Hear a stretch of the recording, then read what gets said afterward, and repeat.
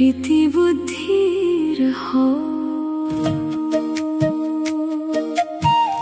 পাৰলৌকিক পিতাৰ হইতে প্ৰীতি ৰাখি সম্পূৰ্ণ উত্তৰাধিকাৰ লো।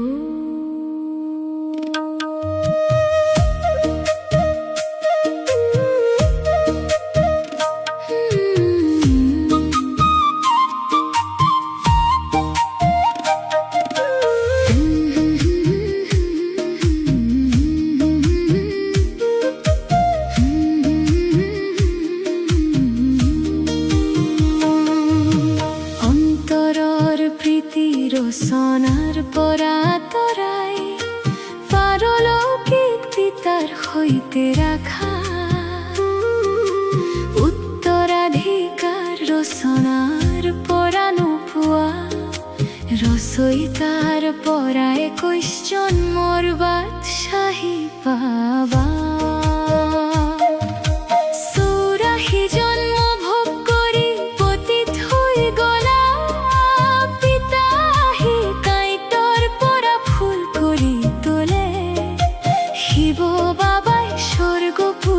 রচনা করে সূর্যবংশী লক্ষ্মী নারায়ণে তাত রাজত্ব করে।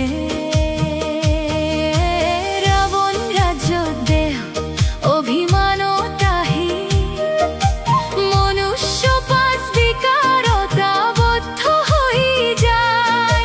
বিকারী সম্বন্ধই আহুরি বন্ধনৰ সৃষ্টি কৰি সৎগতিৰ পৰা দুৰ্গতিত লৈ যায়।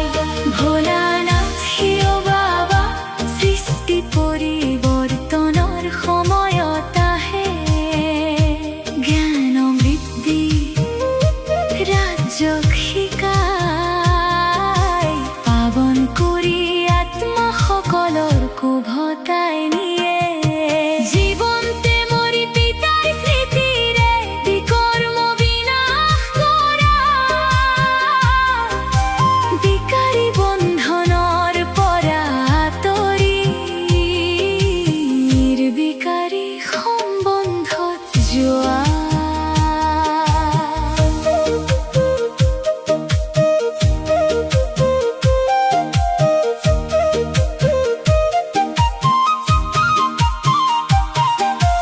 ভোজন শুদ্ধ কৰি সঁচা বৈষ্ণৱ হোৱা দৈবী গুণ ধাৰণ কৰি সৰ্বগুণ সম্পন্ন হোৱা বেহদৰ পিতাৰ ঈশ্বৰীয় মিছনেৰে শূদ্ৰৰ পৰা ব্ৰাহ্মণ হৈ আকৌ দেৱতা হোৱা।